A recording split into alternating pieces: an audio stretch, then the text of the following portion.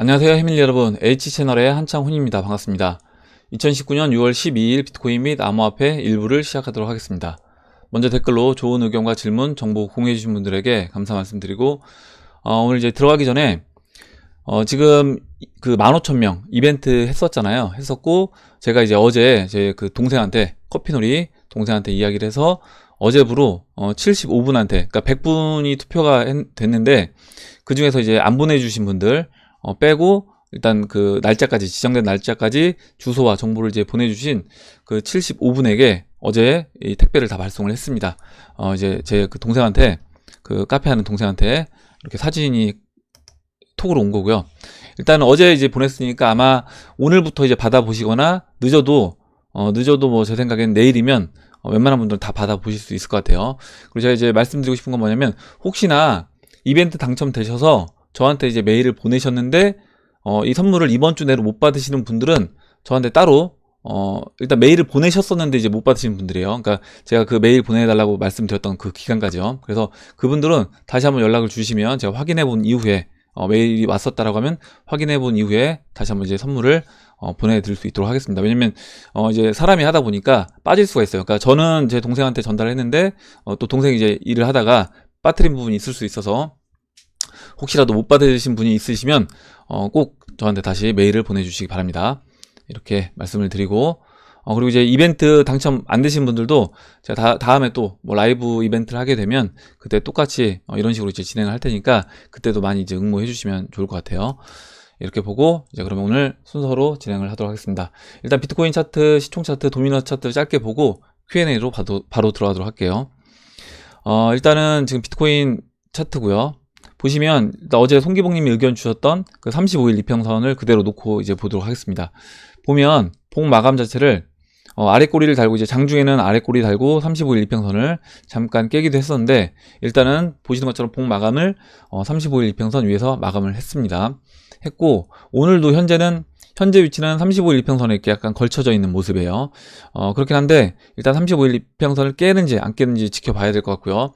아마 이제 이 35일 이평선을 따라 올라오면서 지금 상승 채널 하단부터 이제 올라오겠죠. 그래서 제가 봤을 때 이 35일 이평선을 크게 훼손하지 않는다라고 하면, 아마 이제 비트코인 차트는 35일 이평선을 따라서 추가적으로 조금씩이라도 상승하는 그런 모습으로 저는 진행이 될 것이다 라고 보고 있고, 이제 어제 이제 봤던 롱숏 레이쇼를 보게 되면, 지금 일단 롱숏 레이쇼가 어제와 크게 달라진 내용은 없는데, 일단은 지금 가격대가 거의 이제 0에 근접한 위치에 있어요. 그래서 이때처럼 그 롱숏 레이쇼가 마이너스 쪽으로 이제 들어가게 된다라고 하면, 마이너스 쪽으로 진입을 하게 되면 그때부터는 본격적으로 이렇게 비트코인이 상승할 수 있는 준비를 할 수 있는 거다라고 이제 보시면 될 것 같습니다. 물론 이게 뭐 100%는 아니지만 어찌됐든 숏 비율이 늘어났다는 거는 추가적으로 이때처럼 비트코인이 상승할 수 있는 여지가 높아진다라고 이제 이해를 해주시면 될 것 같아요.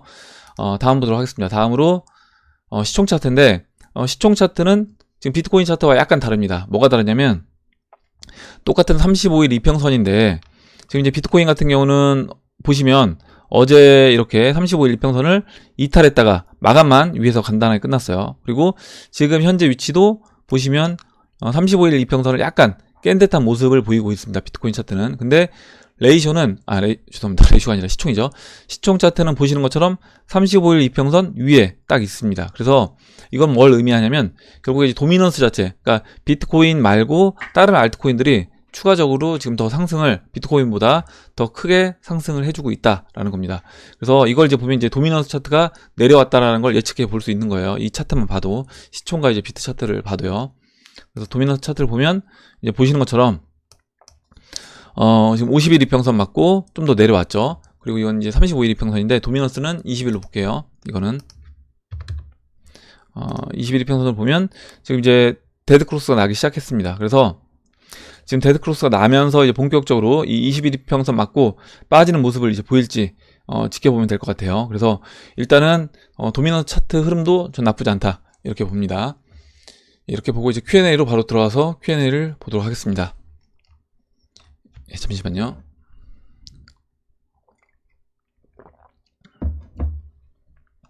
먼저 이제 어제 이제 강성훈 님이 그 회복 관련된 회복의 글로벌 코인 때문에 자꾸 걱정이 된다 이렇게 얘기해 주셨고, 어제 그 이은님이 써주셨던 내용을 우리 같이 봤고요. 이제 여러분들도 아마 굉장히 도움이 많이 됐다고 댓글을 많이 써주셨습니다. 그리고 이제 비웨이브님이 써주신 내용을, 비웨이브님도 지금 이제 리플 관련돼서 좋은 내용을 써주셔서 같이 한번 읽어보겠습니다. 리플사는 XRP를 국제 송금에 쓰기에 앞서 스테이블 코인으로 발행을 고민했습니다. 그러나 크게 유동성과 카운터파티 리스크, 그러니까 발행 주체의 시종 문제예요. 문제 등으로 네이티브 에셋인 XRP를 사용하기로 합니다. 그래서 네이티브 에셋이 뭐냐? 그러니까 현재 암호화폐들을 보시면 됩니다. 비록 현재는 달러 등의 피아트 화폐로 값어치를 매기긴 하지만 자체의 값어치가 따로 있는 거다. 스스로의 가치를 갖는 걸 네이티브 에셋이라고 하고, 그래서 떡락도 맞고 떡상도 맞는 거죠. 그러니까 법정화폐 기준으로 봤을 때 그렇게 올라가기도 하고 빠지기도 한다라는 겁니다. 반대로 스테이블 코인은 달러 등의 피아트 화폐와 1대1 패깅을 시킨 코인을 말하며 피아트 머니와 연동되어 있으므로 피아트 머니의 보유 수량만큼만 발행 개수를 한정 지으며 값어치도 발행 주체인 페이스북에서 보증을 해야 한다. 근데 이걸 누가 감시할 거냐라는 거예요. 근데 이제 이걸 누가 감시할 거냐라는 부분에서 이제 우리가 의심을 해봐야 된다라는 겁니다. 이따 이제 또 사무엘님이 이제 이 부분 질문해 주셨는데, 이거랑 같이 비교해서 보시면 될 것 같아요. 첫 번째, 페이스북이 가진 자산만큼 딱 맞춰서 글로벌 코인을 발행했는지 누가 확인하죠? 그리고 페이스북의 경영 상황이 안 좋아져도 그 값어치와 지급 보증을 해준다고 확실하게 얘기할 수 있습니까? 실제로 해외에서는 금융위기 때 많은 은행들이 도산하고 튀어서 문제가 발생했습니다. 두 번째, 혹은 제가 글로벌 코인을 샀는데 갑자기 페이스북에서 계정을 정지시키면, 실제로 이제 제미니 거래소에서 제미니 코인을 팔려는 사람들의 계정을 정지시킨 사례가 있습니다. 위와 같은 리스크를 이제 카운터 파티 리스크라고 하는데, 이런 문제가 이제 있을 수 있다라는 거예요.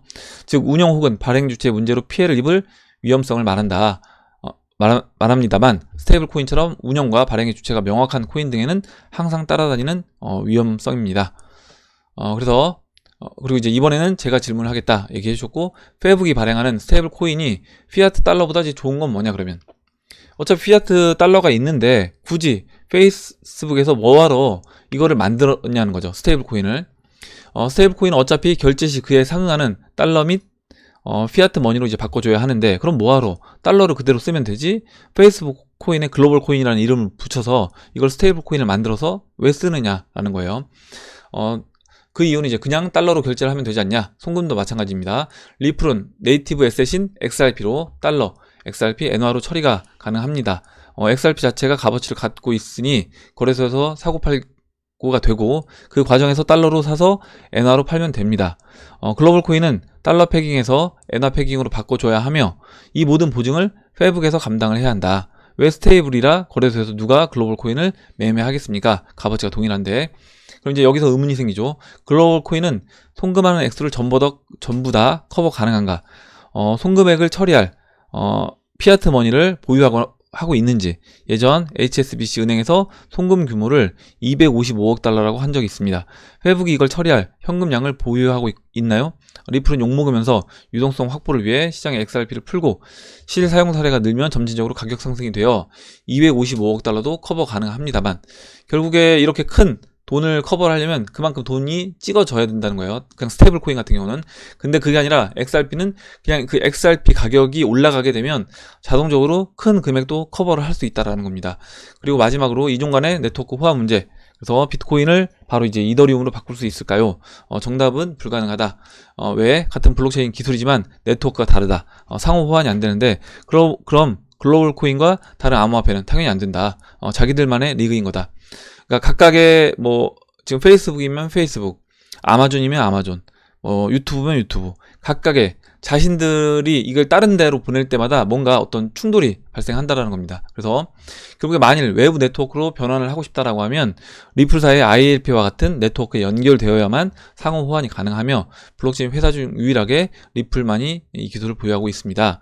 물론 이런 기술적인 문제는 나중에 또 이런 기술적인 문제를 커버하는 그런 또 회사들이 나올 수 있습니다. 근데 저는 이게 중요한 게 아니라, 또 이것도 물론 중요하고요. 중요한데, 이런 네트워크를 갖추고 있느냐가 더 중요하다는 거죠. 이런 네트워크 망을 갖추고 있으면서 이제 기술까지도 갖고 있는 거는 제가 봐도 일단은 XRP가 XRP밖에 없는 것 같다라고 봅니다.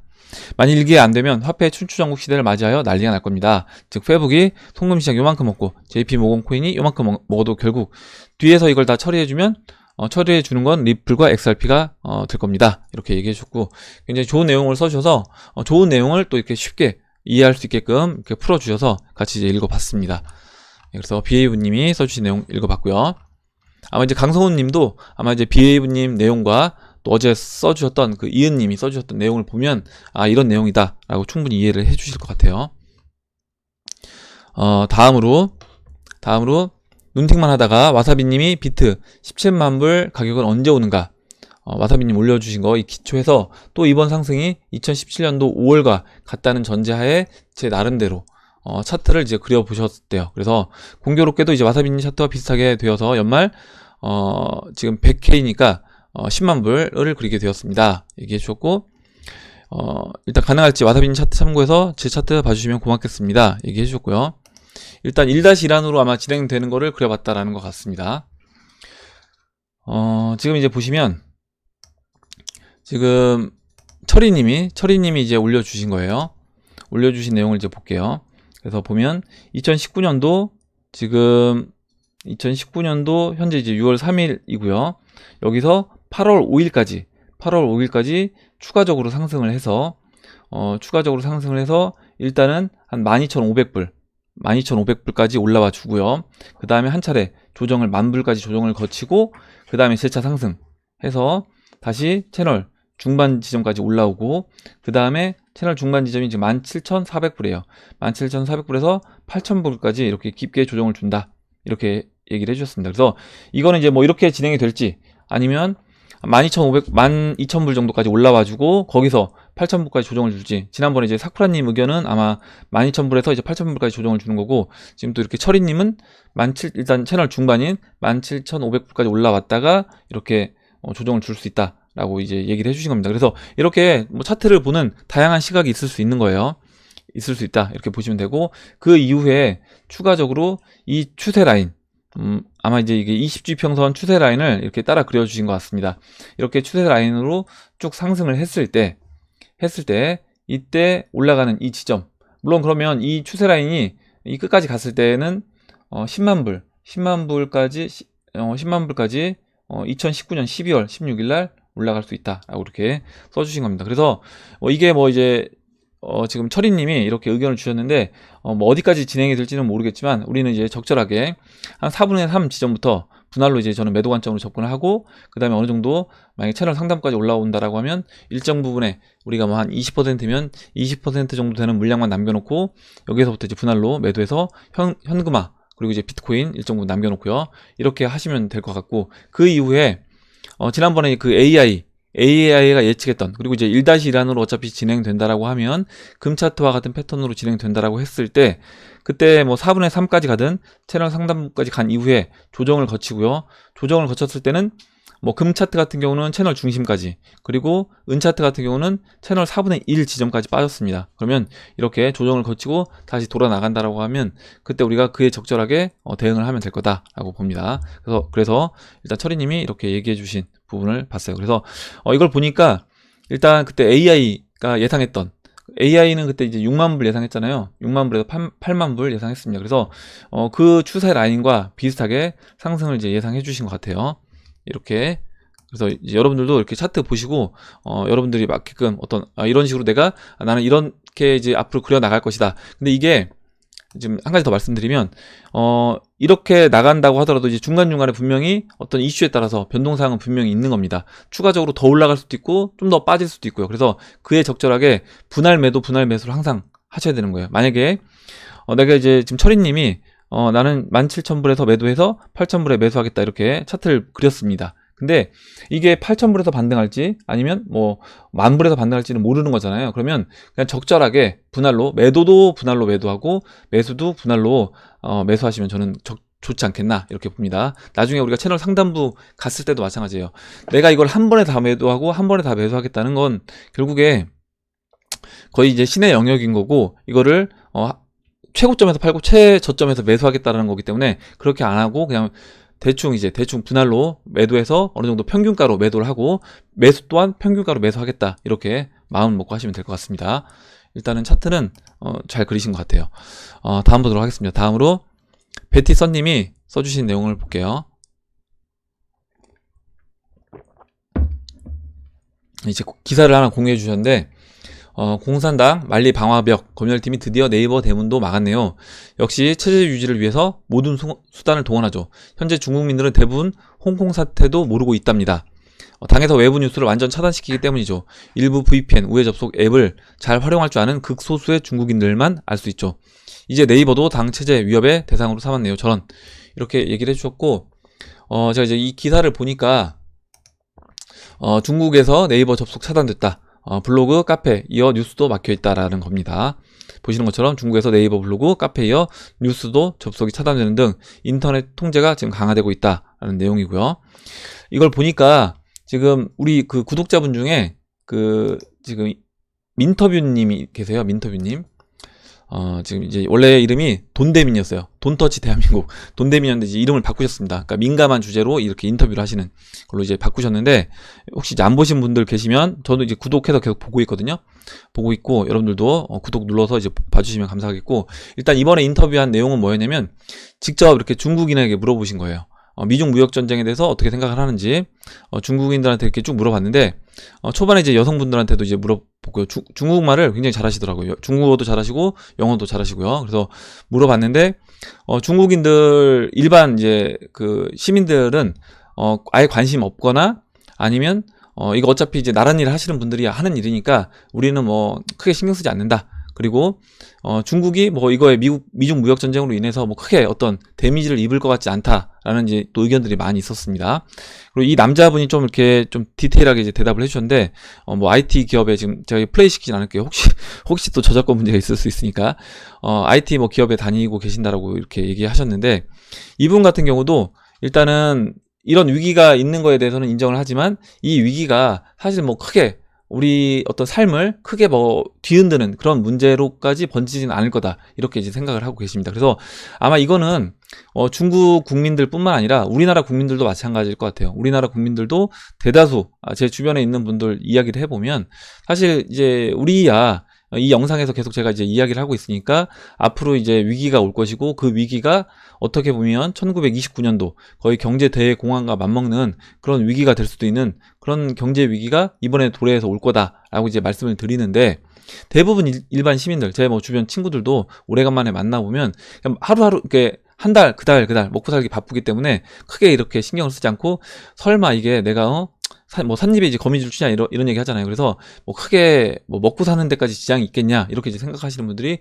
굉장히 많고, 중국인들도 대부분 이제 그렇게 생각하시는 것 같았고, 그리고 이제 원만하게 어찌됐든 이번 일이 원만하게 이제 해결이 될 수 있고, 중국 화웨이 같은 기업도 이런 문제에서 뭐 지금 당장 수입이 안 되겠지만 오히려 우리가 이런 부품도 자체 개발하고 해서 오히려 이번 기회에 자립할 수 있는 그런 기회가 또 될 수도 있다, 이런 식으로 얘기를 하더라고요. 그래서 이걸 보면서 이런 심각성을 일반 대중들이, 중국도 마찬가지고 우리나라 국민들도 이렇게 심각하게 좀 받아들이고 있지 않는 것 같다라는 생각을 했습니다. 혹시 이 영상 안 보신 분들은 한번 봐보시면 좀 중국 실제 이제 대중들이 생각하는 그런 시각을 이제 보실 수 있을 것 같아요. 제가 이제 이 영상의 링크를 따로 이제 걸어 놓겠습니다. 설명란에. 예, 그래서 이제 지금 패티서님이 써주신 내용과 지금 인터뷰님이 써주신 내용도 저는 이제 같다라고 봅니다. 뭐냐면 결국에 지금 중국 국민들이 대다수 이런 부분에서 심각하게 이제 생각 못하고 있는 게 바로 이제 이런 거죠. 검열하고 차단하고 자기들한테 좀 불리한, 중국한테 불리한 그런 기사들은 다 통제를 하고 있기 때문에 외부에 있는 우리들이 보기에는 중국이 이거 얘네들 이러다 진짜 큰일 나겠다라고 생각이 들고, 실제 어떤 지표들, 중국의 위안화 어떤 문제 이런 것도 보면 굉장히 위협감을 느끼고 있는데, 실제 그 기득권층들은 이미 준비를 하고 있겠지만 대부분의 이제 국민들은 그렇지 못하다는 겁니다. 이런 식으로 통제가 되고 있어서. 다음으로 라이언 린님이 써주신 내용 볼게요. 오늘 원달러 환율이 4.8원이나 갑자기 떨어지고 마감됐길래 뉴스를 검색해 보니 중국 인민은행에서 6월 하순쯤에 홍콩에서 위안화 중국은행 증권을 발행할 것이라는 발표를 했다더군요. 저번 달에도 홍콩에서 200억 위안 어치 중앙은행 증권 발행하면서 벌써 네 번째 단기 채권 발행인가요? 7 위안은 용납 안 하겠다는 의지를 보여주더니 언제까지 중국이 이렇게 버틸 수 있을까요? 얘기해 주셨고요. 중국은 환율 조작국 맞는 것 같다. 중국 환율도 그렇지만 중국 환율에 따라 요동치는 원화를 보니 아직까지 우리나라 중국 의존도가 높은 것 같네요. 이렇게 써주셨고요. 일단 중국 위안화가 어제 보시면 제가 이제 말씀드렸던 6.917 이제 넘어섰습니다. 어제 넘어섰다가 다시 이렇게 내려와서 일단은 아래로 내려와 있는 상태고 6. 지금 912에 다시 내려와 있는 상태예요. 뭐 큰 어떤 변동은 아니긴 하지만 어찌됐든 돌파가 됐다가 다시 안쪽으로 들어왔는데 이게 이제 이렇게 개입을 했다라는 겁니다. 중국에서 보시면 매일경제 이제 6월 11일자 어제 기사고요. 원달러 환율이 이제 급락을 했다. 그러니까 원달러 환율도 결국에 이런 지금 위안화가 움직이면서 같이 원달러도 이렇게 움직인 거예요. 그래서 1180원까지 다시 내려왔다. 4.8원 올랐다가 1184.5원에 약보합 출발했다가 1180원까지 내려왔고요. 원달러는 중국 인민은행에서 6월 하순 홍콩에서 위안화 중앙은행 증권을 발행할 것이라고 이야기를 했습니다. 중앙은행의 증권은 뭐냐? 인민은행이 발행하는 일종의 단기 채권이에요. 단기 채권으로서 시중 유동성을 조절하는 수단이다. 이를 이제 발행하면 위안화 유동성을 이제 흡수하는 겁니다.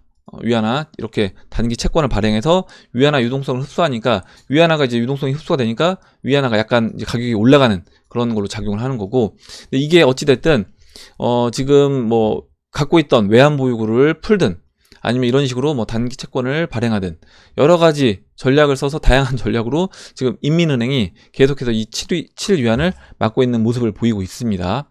근데 이제 이게 계속해서 될 수는 지속되기는 힘들다는 거예요. 결국에 뭐냐면 어찌됐든 이미 더러워진 테이블인데 이 더러워진 테이블을 근본적으로 이제 닦을 생각을 하지 않고 뭔가 덮어놓으려고 한다라는 겁니다. 계속 뭐 종이로 덮든 아니면 뭐 비닐로 덮든 이렇게 아래는 테이블은 이미 더러워져 있는 테이블을 덮으려고만 한다. 중국이 이렇게 보고 있어요. 저는.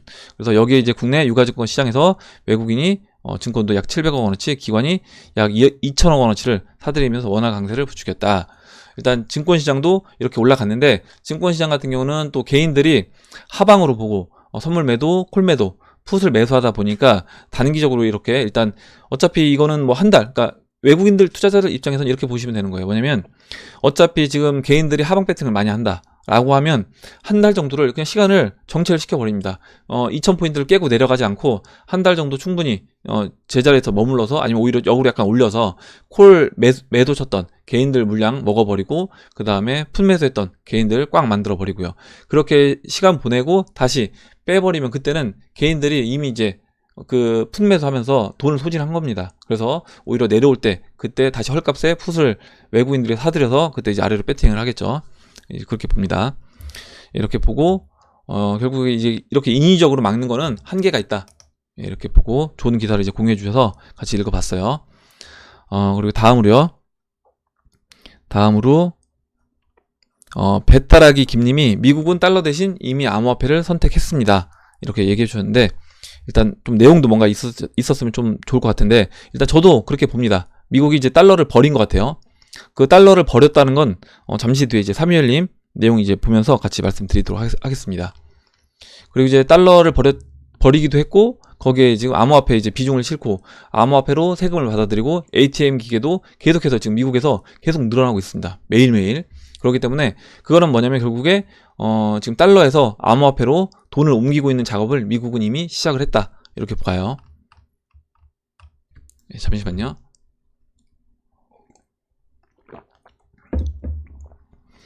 사멜님이 써주신 내용을 보겠습니다. 차트와 인생 공식. 분봉을 보면 1시간 후 미래가 되고 시간봉을 보면 다음 밥 먹을 때가 미래가 된다. 그 미래는 이제 불확실로 인해서 불안해지며 일봉을 보면 저녁잠이 불안해지고 주봉을 보면 주말을 즐길 수도 있고 월봉을 보면 다음 계절에 무엇을 할지 여유가 생기며 연봉의 추세를 본다라고 하면 이제 인생의 미래를 설계할 수 있다. 그래서 굉장히 좋은 얘기를 해주셨어요. 그러니까 큰 흐름을 우리가 볼 필요가 있다라는 겁니다.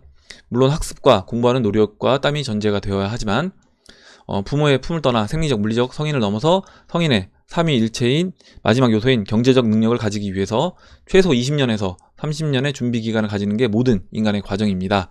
아주 잘 봐주어서 60세에 은퇴한다라고 하면 30년간의 경제적 자립을 위해서 30년간 시간과 노력을 투자한다. 그리고 그런데 이제 노후를 위해서는 투자를 하지 않는 게 대부분의 인간이다. 특히 이제 요즘 아마 우리 이제 40대, 30대 분들이 이분들은 지금 우리 나이대가 굉장히 저도 중요하다라고 보는데, 왜 그러냐면 이제 60대가 됐을 때 뭐 이제 수명이 좀 짧으면 상관없겠지만 지금 이제 거의 이제 100세 시대잖아요. 100세 시대고 앞으로 이렇게 뭐 구글에서 거의 인간 뭐 500살에 도전한다 이렇게 얘기를 했습니다. 그럼 이제 우리가 이제 거의 한 8, 90살, 100살 될 때는 100살이 평균 수명이 아니라 120, 150까지 올라갈 수 있는 거예요. 그러면 앞으로 이제 60살에 일을 그만두고 우리가 산다라고 했을 때 만약에 120까지 살아도 60년을 더 살아야 되는 겁니다. 그러면 경제 활동을 안 하고도 그 60년을 살아나가려고 하면 어떻게 해야 되겠냐는 거예요. 미리 준비가 다 되어 있어야 된다. 60살 되기 전에. 그래서 지금 이제 30, 40대 분들도 저는 굉장히 중요하다라고 봅니다. 물론 이제 50대 분들도 마찬가지고요. 지금 우리가 이 인생에 어떻게 보면 진짜 마지막 그 기회를 잘 준비를 해야지 노후 60살부터 그 다음 60년을 굉장히 진짜 여생을 즐기면서 내가 하고 싶은 일 하면서 살 수 있다. 우리가 뭐 로봇이 우리 인간을 편리하게 해준다고 해도 그 로봇을 살 수 있는 돈이 있어야 될 거 아니에요. 그리고 로봇도 수준이 레벨이 엄청 다를 겁니다. 뭐 저가부터 지금 저가부터 고가, 우리 청소기만 봐도 저가 청소기부터 고가 청소기 있잖아요. 그런 것처럼 굉장히 다를 거다 레벨이. 그러면 당연히 그런 삶의 좋은 어떤 질을 누리려고 하면 돈이 필요하겠죠. 그래서 앞으로 60년 동안 우리가 살아나가기 위해서도 지금 10년을 잘 준비해야 된다라고 봅니다. 그 얘기를 해주신 거예요. 지금 사무엘님이 40년 가까운 노후의 인생 자립을 위해서. 저는 40년이 아니라 60년, 오히려 이제 90년도 될 수 있다라고 봐요. 10년만 투자한다면 분명 당신의 인생과 당신 자손의 인생까지 달라질 수 있습니다. 10년의 투자는 분봉과 시간봉에 의해 이룰 수 있는 게 아니라 최소 1년과 2년, 그리고 10년을 투자한다면 당신의 인생뿐만 아니라 가문의 미래도 달라질 수 있습니다. 100년의 대공황과 경제 불안은 준비하지 않거나 무조건 냉소만 하는 대다수에게는 위기이지만, 준비하는 사람에게는 아까 이제 그 중국인들 인터뷰한 것만 딱 봐도 알 수 있어요. 대부분 사람들이 야 크게 뭐 별일이 있겠어? 이렇게 이제 생각을 한다라는 겁니다. 이거는 우리나라 국민들뿐만 아니라 전 세계인들이 아마 그렇게 될 거예요. 근데 지금 이미 전 세계인들 중에서 베네수엘라, 아르헨티나 이런 국민들은 그런 걸 겪고 있는 거예요. 이미 걔네들은 그쪽 나라 이제 국민들은 이미 그런 경제 대공황을 겪고 있는 겁니다. 이게 우리도 이제 차례를 기다리고 있는 거라고 보면 되고요. 준비하는 사람에게는 100년 만에 가문을 바꿀 수 있는 인생의 기회다. 가문의 기회가 될 것이다. 기회는 주어지는 것이 아니라 스스로 만드는 것이고, 직장 생활을 하면서 후배들에게 질문을 던집니다. 야, 스트레스는 받는 거냐? 아니면 누군가가 주는 거냐? 100%의 답변은 두 가지 중에 한 가지였는데, 그러나 저의 가치관과 저의 대답은 결국 스트레스도 스스로 만든다는 것이다. 누구도 자기 살기 바빠서 타인에게 스트레스를 주려고 노력하지 않습니다. 스스로 남과 비교하면서 이제 그렇게 생각할 뿐이고, 인생에서 내가 얼마를 벌 것이냐, 벌었느냐가 중요하지 누가 얼마를 벌었느냐, 얼마나 벌었느냐가 중요하지 않습니다. 지금도 그러니까 주변 사람들하고 자꾸 비교하니까 스트레스라는 거예요. 우리가 뭐 이재용 부회장이 돈을 많이 갖고 있다라고 해서 그 사람하고 저를 비교해서 제가 스트레스 받지 않잖아요. 그렇게 생각하면 되는 겁니다. 그러면 당연히 다 어제 나와 비교를 해야지 주변 지인들하고 비교할 필요 없다. 지금도 스스로 스트레스를 만들고 있는 중이신가요? 인생의 기회 또한 평생 3번 찾아온다고 보지 않습니다. 그럼 인생의 기다림, 수동적인 인생이 됩니다. 능동적이고 긍정적인 인생은 기회를 스스로 만들어가는 겁니다. 51%의 가능성을 80%의 확신으로, 그리고 99.99%의 성공으로 해밀리 가족 여러분은 이장님을 비롯한 많은 분들의 고원과 노력이 합체되어서 99.99%의 성공으로 가실 수밖에 없으리라고 확실합니다. 저도 이제 그렇게 생각을 하고요. 다만 이 노력이 걸음이 되니까 노력을 위한 시간 또는 주어지는 게 아니라 스스로 만드는 것이라고 생각한다. 그래서 여러분들 난 시간 없어서 못해 이렇게 생각하지 마시고, 시간을 진짜 만드셔서 그 시간을 만드신 다음에 일을 해 나가시면 될 것 같아요.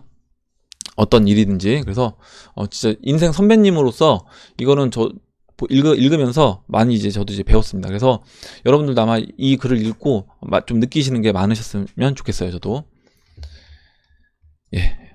경험담을 또 얘기를 해주셔서 많이 도움이 됐습니다. 다음으로 잭 오븐트님이 써주신 내용 볼게요. 홍콩 내 반중 시위 100만 명 이상이 모이고 중국에서는 홍콩 쪽 선전시에 군 병력이 집결시키고 있다. 뭔가 거대한 판이 움직이고 있는 느낌이 드네요. 트럼프도 중국과 전쟁 불사 분위기까지 만들 듯 결국 지배 세력이 짠 계획대로 간다고 생각이 듭니다. 코인판 역시도 마찬가지라는 생각이 들고, 새로운 지배 시스템으로 넘어가기 위한 계획된 결과물, 비트코인 해시 알고리즘이 미국 NSA에서 만든 SHA-256 방식이던데, 비트코인 누가 만들었는지 리플 CTO 데이비드 슈왈츠도 NSA 출신이고, 그러니까 다 이렇게 보면, 그래서 이제 뭐 나카모토 사토시가 누구냐 이런 이야기도 많은데, 결국에 이것도 어떻게 보면 결국 이제 금융 세력이 어떤 만들어낸 팀 중에 하나이지 않겠냐 이렇게 보는 겁니다. 저도 현재 존재하는 메이저 코인 90%는 상위 5%가 소유하고 있는 듯한데, 이 판은 결국 갈 수밖에 없는 판이겠네요. 비트는 큰 가치 저장소 역할을 할 것 같고, XRP는 확실히 그냥 통합된 돈, 국가에서 발행하는 CBDC가 법정화폐를 대체하고 나머지 스테이블 코인이 상품권 같은, 오히려 우리가 법정화폐가요, 그런 역할을 할 것 같네요. 일단은 판 돌아가는 걸 봐야겠지만 어쩌면 들고 있는 암호화폐를 법정화폐로 현금화 안 해도 될 수도 있겠다 싶네요. 이렇게 얘기해 주셨고요. 일단 이 부분은 일단 길게 보면 현금화가 필요 없을 수도 있습니다. 근데 지금 만약에 2017년도 그 채널 상단부에 왔다가 다시 지금 채널 하단부까지 내려오고, 다시 채널 상단부까지 올라오고, 채널 하단부까지 오고, 이런 과정이 몇 번 반복이 될 건데, 물론 그런 반복 과정에서 시장은 계속해서 우상향해서 올라갈 겁니다. 근데 그런 상황에서 나는 내 자산이 어찌됐든 계속해서 늘어날 것이기 때문에 중간중간에 좀 줄어들어도, 뭐 만약 예를 들어서요, 뭐 100억이 됐다 10억이 돼도 어쨌든 암호화폐 개수만 나는 유지하면 그게 다시 10억이 됐다 100억이 되고 또 더 큰 금액으로 늘어날 걸 알기 때문에 나는 상관없다 라는 분들은 지금 제 5번님 말씀처럼 그냥 쭉 끌고 가셔도 되는 겁니다. 근데 그게 아니라 일정 부분 나는 100억에서 10억 되면 너무 이건 스트레스 받겠다라고 생각이 들면, 아니면 뭐 1억이 1억이 10억 됐다가 다시 1억으로 줄어들면 스트레스 받겠다라고 생각이 들면 일정 부분은 좀 매도해서 현금화 해놨다가 다시 이렇게 채널 하단부로, 그러니까 우리가 봤을 때 좀 고평가 영역으로 들어갔다라고 판단이 될 때는 그런 전략도 저는 괜찮지 않나라고 생각합니다. 그래서 이거는 어디까지나 이제 개인들의 선택인 거예요. 그러니까 여러분들 스타일에 나는 이렇게 해도 난 스트레스 안 받고 그냥 어차피 이 암호화폐 시장 우상향에서 쭉 갈 거기 때문에 난 비트 이더 리플 쭉 끌고 그냥 가겠다라고 하시는 분들은 그렇게 하셔도 되는 거예요. 이렇게 말씀드리고, 그 얘기를 이제 제고5번님이 써주신 겁니다. 이렇게 보고 다음 보도록 하겠습니다. 다음으로요, 그 태민님이 써주신 내용 볼게요. 니드리 태민님 맞나 모르겠네요. 태민님이 써주신 내용 보겠습니다. 며칠 전 호주 거래소 문의하신 분이 계셔서 알려드립니다. 저는 시드니에 살고 있고요. 코인스팟이라는 거래소 이용하고 있습니다. BTC 마켓이나 이더리움, 테더 등의 마켓은 없고 오직 호주 달러로만 거래를 합니다. 처음에 한국 거래소에서 비트코인 사서 다른 코인을 사고 팔고 하는 게 이해가 안 갔는데 도움이 됐는지 모르겠네요. 얘기해 주셨고, 지난번에 이제 박선주님이 이 부분을 이제 물어보셔서 박선주님하고 이제 태민님이 그 박선주님 질문에 대해서 이제 답변을 해주신 겁니다. 혹시 이제 호주 살고 계신 분들은 참고하시면 될 것 같아요. 그리고 일단 태민님이 주소 사진 나와 있는 아이디가 필요하고 세금은 아직 정부에서 투자자 정보 수집하고 있는 걸로 알고 있다. 이렇게 얘기해 주셨습니다. 예, 이렇게 보고 다음 보도록 하겠습니다. 다음으로 오덕후님이 써주신 내용 볼게요. 리플이 안 올라서 고민하는 해밀리 분들을 위해 재미있는 이미지 공유 드립니다. 273일의 법칙에 따라서 다음 리플 상승은 6월 17일이라고 하네요. 이렇게 써주셨고요. 일단 이 내용을 올려주셨는데 이 그림을 보면요, 예, 이렇게 나와 있습니다. 그래서 리플이 보면 이렇게 올라갔던 이 기간이 보시면 이제 273일 바닥에서부터 다시 한번 상승을 해주고 내려왔던 이 기간이 273일이고 또 273일 이렇게 됐다. 그리고 이번에 이제 올라왔다 내려왔다 한 게 273일이 되는 지점이 이제 6월 17일이다 라는 겁니다. 그래서 이거를 차트로 보면 2017년도요. 이때 이거 보면 2017년도 한 4월부터 이렇게 잡았더라고요. 여기서 바닥에서부터 한번 상승을 크게 해주고 다시 조정을 받았던 이 기간을 보면 지금 이제 289로 나오는데, 이 처음 시작을 좀 작게 달라지는데요. 이렇게 보면 270일 정도 되고, 그 다음 바닥에서 다시 상승해주고 이렇게 내려왔던 기간 체크를 해보면 이 기간이 278일 비슷하죠. 그리고 다음으로 또 지금 작년 이제 9월달 상승을 해서 내려왔던 이 기간 보면 지금이 이제 273일 뭐 4일이 된다. 그래서 이 기간을 이렇게 따져 보니까 지금쯤 그러니까 뭐 여기서 뭐 6월 17일이라고 하긴 했는데 어찌됐든 차트상으로도 이제 채널 바닥에 있고요. 이 기간 동안 이렇게 어느 정도 맞기 때문에 그렇다라고 하면 거의 이제 바닥에 닿았고 이제 올라갈 타이밍이 됐다. 이렇게 이제 보는 겁니다. 그래서 이거는 뭐 기간으로 봐도 이렇게 기간도 재미나게 딱 270, 뭐 3일에서 뭐 8일 정도 이렇게 맞물려서 한 사이클씩 움직였고, 그리고 또 채널을 이렇게 우상향하는 이 리플의 채널을 봐도 채널 바닥에서 지금 바닥 터치하고 살짝 올라와서 일단 50주 평선에 이제 올라와 있는 겁니다. 그래서 그렇게 본다라고 하면 조만간에 상승 준비가 되면 저는 언제든지 리플은 올라갈 수 있다 이렇게 봅니다. 이렇게 보고 다음 보도록 할게요. 이게 좋은 내용을 또 올려주셔서 같이 봤고요. 다음으로 박빌부님이 써주신 내용을 보도록 하겠습니다. 요즘에 이제 공부를 굉장히 열심히 하고 계신다고 고3으로 돌아간 것 같네요. 많은 분들이 공부 과제를 주셔서 열공하고 있습니다. 이렇게 써주셨고, 이은님 좋은 정보 감사합니다. 스테이블 코인 발행이 달러의 가치를 영원으로 수렴하도록 가속화시킬 수 있는 것이라는 점을 미국 정부가 모를 리 없다는 생각이 듭니다. 그렇게 되도록 내버려둔다 라기보다는 그렇게 되도록 만들고 있다라는 생각. 예, 맞습니다. 페이북과 JP모건 등 굴지의 기업들을 이용하여 이런 게 강하게 된다 라고 얘기해 주셨고, 이미 달러의 영향력 축소에 대해서 감지하고 수년 전부터 새로운 화폐 질서를 만들기 위해 미국 정부가 준비해온 것은 아닌지 이렇게 얘기해 주셨고, 지금 링크를 하나 이제 공유를 해주셨는데 보면요, 이거 약간 찌라시여서 안 좋아하는 분들도 계시지만 그 베어러블 가이가 예전에 예상했던 거 베어러블 가이가 이렇게 예상을 해서 맞췄었다. 여러 가지 내용을 맞췄고, 뭐 30센트밖에 안 할 때 그때 XRP가 589달러를 얘기했고, 그리고 이제 크게 상승을 해서 올라갔었다라는 것과, 그 다음에 뭐였죠? 여기 지금 보면 리플사 이런 뭐 월마트 그 뭐죠? 잠깐만요. 여기 보시면 이런 내용이 나옵니다. 그 베어러블 가이가 뭐 애기들하고 찍은 사진을 올려서 베어러블 가이가 뭐 임신을 했느냐 이렇게 얘기를 했는데, 베어러블 가이가 임신한 게 아니라 결국에 그 빌 게이츠 재단과 손을 잡고 어린이들 후원하는 일 시작했다는 이제 기사가 그 다음에 나왔다라는 겁니다. 그래서 이런 식으로 이제 베어러블 가이가 예측했던 부분을 뭐 유엔하고 일을 같이 한다라고 했는데, 다음에 유엔하고 뭐 연관돼서 나온다거나 머니그램하고 뭐 월마트와 리플사 연관성 이야기를 했는데 관련된 또 기사가 이제 나오고요. 이런 식으로 베어러블 가이가 얘기했던 부분들이 다 현실화돼서 나왔다라는 겁니다. 그래서 이제 그런 부분들을 쭉 이렇게 찌라시로 이야기를 했고, 여기 우리 알고 있는 이 사진에서 이 꼭두각시 인형 있잖아요. 이 꼭두각시 인형에서 보면 여기에 있는 이 코드들을 이제 굉장히 머리도 좋으신데, 이거를 베이스 64 뭐 어떤 이런 코드 암호를 푸는 이런 코드판인가 봐요. 이런 테이블을 이용해서 이렇게 이 테이블에 나와 있는 글자와 이제 숫자로 이제 풀어낸 겁니다.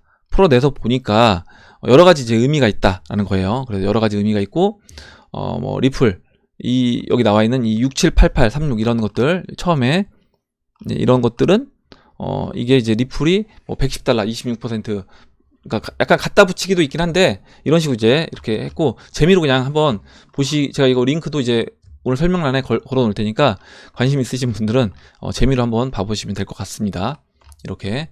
근데 뭐 이거는 뭐 찌라시긴 하지만 저는 이런 찌라시보다도 이제 리플이 실제 하고 있는 일들, 그리고 아까 이제 나왔던 리플이 실제 어떤 뭐 업무 협약을 맺었던 그런 기업들이라든가 뭐 유엔이라든가 이런 것들, 그리고 아까 뭐 우리가 이제 기술적인 분석을 했을 때 채널 하단부에 있는 리플의 위치, 이런 걸 봤을 때 리플은 뭐 조만간에 저도 올라갈 수밖에 없다 이렇게 봐요. 그래서 이제 박필부님이 재미로 한번 봐보시라고 올려주셨고요. 한번 보시면 될 것 같습니다. 다음 보도록 할게요. 다음으로 사무엘님이 써주신 내용 볼게요. 페이스북 코인에 대해서 설명해주신 이은님께 감사드리며 그동안 생각한 바에 대해서 의견을 듣고 싶어 여쭤봅니다.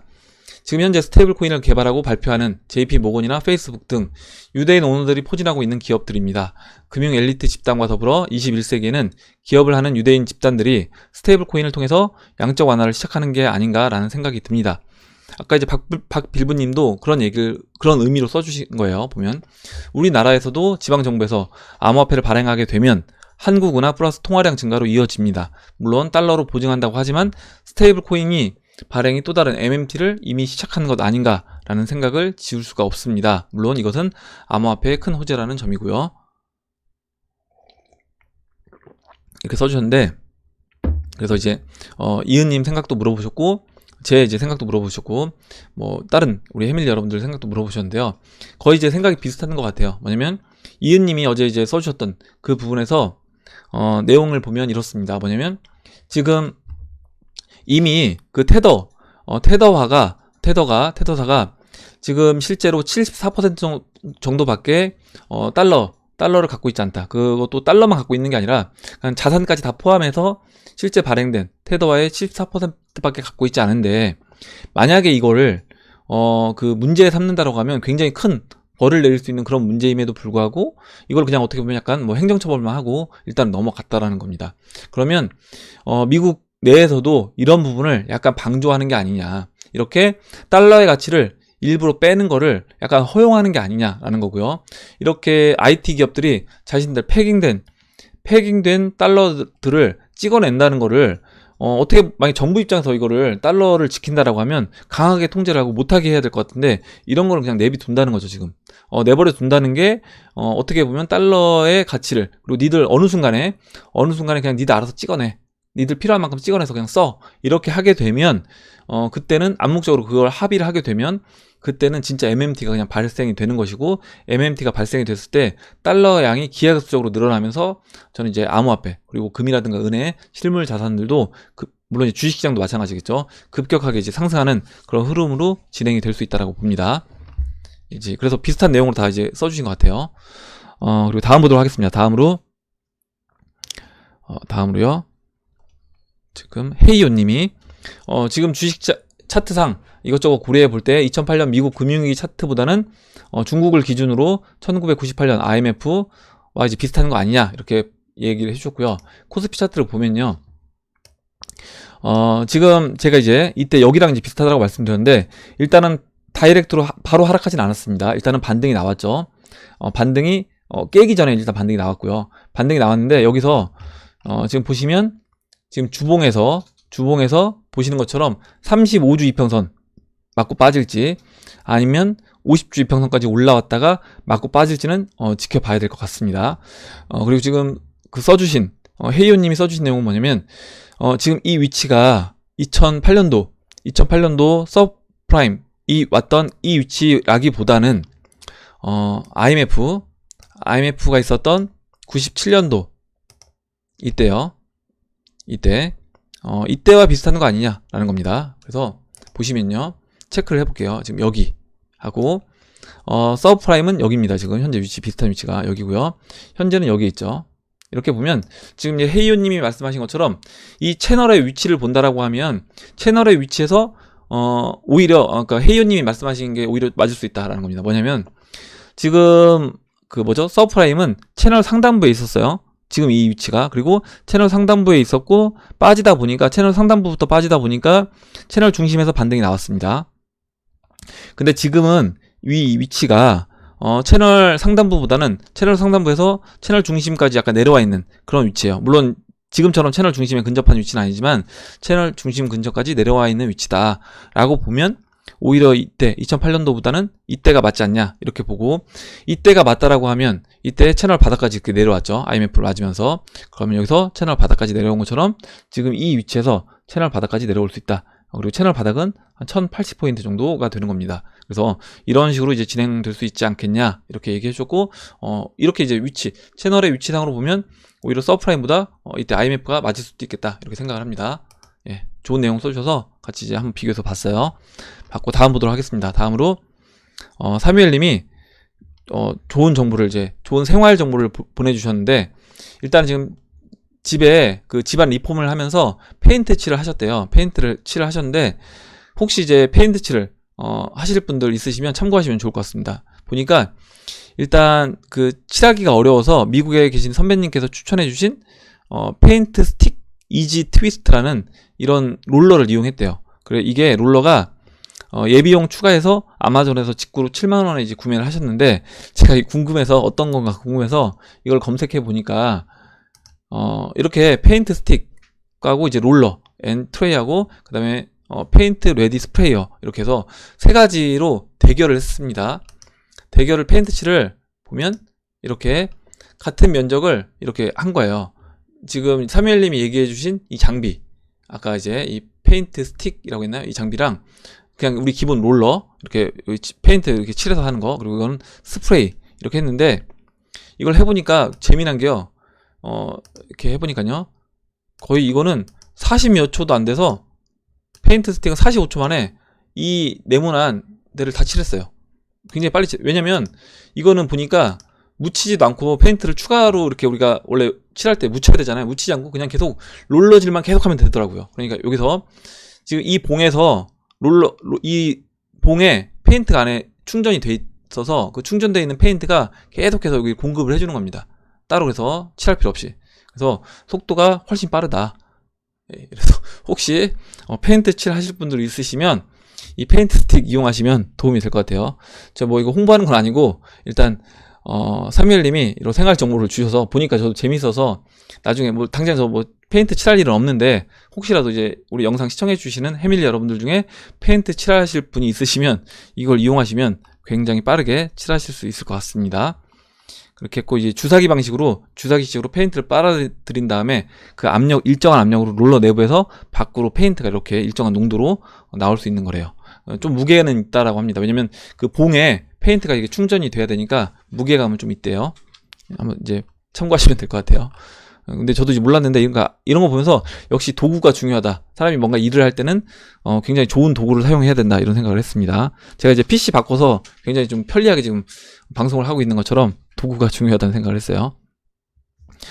다음으로 이제 카다조님이 써주셨는데, 코린인 제가 채널 긋는 방법을 어느 정도 숙지를 해서 지금 이렇게 차트를 그려보고 계신데요. 그래서 제가 이제 카다조님 이 글을 읽은 이유는 뭐냐면, 여러분들도 처음이 어렵지, 처음 이제 시도해보는 게 어렵지, 시도해보고 하다 보면 어느 정도 나중에는 이게 익숙하게 된다라는 겁니다. 그래서 나는 이거 못하니까 그냥 차트 그냥 보기만, 남들이 이야기하는 거 보기만 할 거야, 이렇게 하지 마시고 한 번이라도 이제 시도를 해보시고 자꾸자꾸 보시고 자꾸자꾸 연습하시면 어느 순간에 이제 수준이 충분히 저는 올라올 수 있다. 그래서 카라주님도 굉장히 잘하신 것 같아요. 이렇게 해보시면 분명 여러분들이 이제 성장하는 걸 스스로가 이제 느낄 수 있을 겁니다. 예, 그렇게 보고 다음 보도록 할게요. 다음으로 황금날개님이 미국이 중국보다 화웨이를 죽이려는 목적이 뭘까요? 이렇게 얘기를 해주셨고요. 아까 이제 일단 잭오븐트님이 써주신 내용에서 아까 제가 이걸 봤어야 되는데, 일단 지금 홍콩 그 기사를 보니까 아까 지금 이 100만 지금 홍콩 범죄인 인도 반대 시위에서 나무위키에 이제 바로 올라왔어요. 그래서 이 영상 혹시 제가 이 링크도 걸어 놓을 테니까 필요하신 분은 보시고, 이거 보면은 진짜 약간 그 현장 분위기를 느낄 수 있습니다. 지금 홍콩 시민들이 얼마나 지금 분노하고 있는지 이 현장 분위기를 느낄 수 있는데, 이게 아까 지금 베티서님이 얘기해 주신 것처럼 중국인들은 모른다는 거죠. 대다수 중국인들은 이러한 지금 홍콩의 상황을 모르고 있다라는 겁니다. 그리고 이 시위를 하고 있는데, 문제는 뭐냐면 홍콩과 접한 도시인 선전에 중국군 병력이 지금 직결하고 있다는 소문이 트위터하고 SNS를 통해서 지금 확산이 되고 있다. 그래서 만약에 진짜 이게 그리고 거기에 더해서 이제 캐리람 행정수반도 사퇴 요구를 하고 있대요. 그래서 당연한 걸로 이제 보여지는데, 일단 이게 만약에 이런 군 병력이 진짜 어떤 강제적인 무력으로 진압을 하게 된다라고 하면, 이때는 크게 이제 어떤 문제가 되지 않을까. 특히 이제 미국하고도 또 서방 세력하고도 중국이 큰 어떤 물리적인 어떤 마찰이 일어나지 않을까, 이렇게 생각을 합니다. 이걸 아까 이제 보여드리려고 제가 준비를 했다 못 보여드려서 말씀드렸고, 미국이 중국보다 화웨이를 죽이려는 목적이 뭘까요? 얘기를 해주셨는데, 뭐 이거는 이제 관련된 영상들이 유튜브에 보시면 굉장히 많은데요. 일단은 화웨이가 일단 우리나라를 본다라고 하면요, 우리나라는 이제 미국하고 이제 동맹 국가입니다. 동맹 국가고, 우리나라가 미국하고 당연히 이제 통신을 하게 되는데, 통신 장비가 화웨이 장비를 쓰게 되면, 그리고 5G로 되면서요, 이렇게 됐을 때 미국과 군사 동맹인 미국과 실질적으로 어떤 위기 상황이 됐을 때 이런 걸 통신 부분에서 감청이라든가 아니면 도청이라든가 이런 게 있을 수 있다는 거죠. 중국에서 그런 거를 중국이 화웨이 장비를 통해서 심어 놓을 수 있다. 그리고 그런 부분으로 인해서 문제가 될 수 있기 때문에 화웨이 장비를 쓸 수 없다라는 겁니다.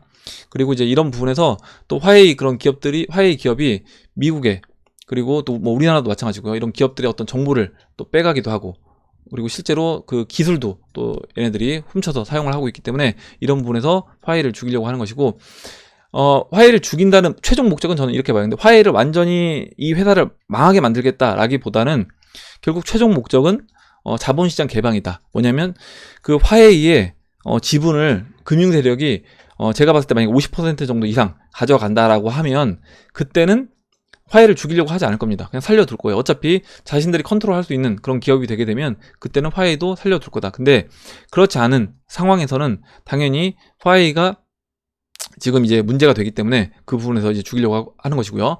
이런 걸로 인해서 화웨이와 연결되어 있는, 이게 화웨이만 죽는 게 아니라 화웨이 같은 경우는 이제 대기업이니까 우리나라 뭐 삼성전자가 위기가 왔을 때 삼성전자 하나만 무너지는 게 아니라 그 삼성전자의 부품을 납품하는 납품 업체들부터 연쇄 이제 도산을 하고 또 관련된 은행들까지 다 이렇게 무너지는 겁니다. 그래서 화웨이 하나만 망하게 만들겠다라는 건 아니고요. 그와 연결되어 있는 부품 업체들부터 뭐 금융 그런 권에 있는 그런 회사들까지 다 저는 어떻게 보면 이번 기회에 지금 미국이 이거를 영향을 주려고 하는 게 아닌가 이렇게 보고 있고, 어찌됐든 최종 목적은 화웨이를 뭐 없애겠다라기보다는 화웨이를 자본시장 개방을 통해서 화웨이를 인수를 화웨이의 지분을 받아들이겠다라고 이렇게 보시면 될 것 같습니다.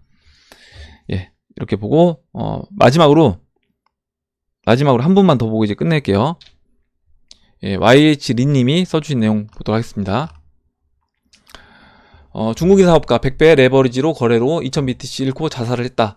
중국의 한 사업가가 100배 레버리지로 비트코인 공매도를 하려다가 비트코인 2000개를 잃고 자살을 했다라는 11일 암호화폐 미디어 채피캡이 보도를 했다라는 겁니다. 그래서 우리가 보면 비트코인 2000개 들고 있으면 뭘 이렇게 하냐라고 생각이 들고, 비트코인 2000개 있으면 망할 수 없지 않을까 이렇게 생각할 수 있습니다. 근데 이렇게 100배 레버리지를 썼다는 거는 생각을 해보세요. 100배면 1%만 움직여도 마진콜입니다. 1%만.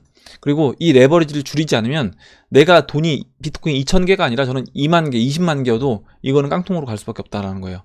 이거는 내가 그게 아무리 많아도 그 돈보다 더 큰 세력이 그 돈을 잡아먹기 위해서 한쪽 방향으로 이제 밀어붙인다라고 하면 이렇게 레버리지를 썼을 때는 이거는 마진콜을 당할 수밖에 없다. 그거는 제가 지난번에 말씀드렸던 그 폭스바겐 공매도 사건을 보면 알 수 있는 거예요. 그들이 돈이 없어서 공매도 세력이 진 게 아닌 겁니다. 돈도 우리가 봤을 때는 진짜 어마어마한 천문학적인 돈을 갖고 있는 그런 헤지펀드와 세력이었는데, 그럼에도 불구하고 더 큰 세력이 그걸 잡아먹기 위해서 작업을 하고 들어와서 그 세력을 잡아먹고 나서 자신들이 원하는 방향으로 다시 움직이기 때문에, 이거는 이런 레버리지 있는 상품들은 여러분들 이렇게 돈 있는 사람도 안 되는데 일반 개인들이 이걸 이길 수 있겠냐고요. 그래서 개인들은 이길 수가 없는 거고, 당연히 그럼 우리는 큰 그림에서 이 자금 관리를 하면서 그 세력들이 원하는 방향대로 우리가 가야 된다라고 봅니다. 예, 오늘 여기까지 하도록 할게요. 여기까지 하도록 하고, 오늘 나온 얘기들 중에 여러분들 궁금하신 내용 또 의견 같이 이야기해보고 싶은 정보 있으시면 정보를 공유해주시면 같이 이야기해보는 시간을 가져보도록 하겠습니다. 댓글 남겨주신 해밀리 여러분들, 그리고 영상 끝까지 시청해주신 해밀리 여러분들 다시 한번 감사 말씀드리고, 영상이 도움이 되셨다면 좋아요, 구독 버튼, 그리고 알림종 버튼 눌러주시고요. 지금 이제 투표를 하고 있습니다. 마지막으로 지금 이제 투표를 하고 있어요. 그래서 이 해밀리 여러분들 투표를 했는데 지금 이제 한 150분 정도가 투표에 참여를 해주셨거든요. 그래서 아직까지 투표 참여 안 해주신 분들은 제가 영상 밑에 댓글에다가 이 링크를 걸어 놓습니다. 그래서 투표 참여를 해주시기 바랍니다. 그럼 이상으로 영상을 마치도록 하겠습니다. 영상이 도움이 되셨다면 좋아요, 구독 버튼, 그리고 알림종 버튼을 눌러주세요. 감사합니다.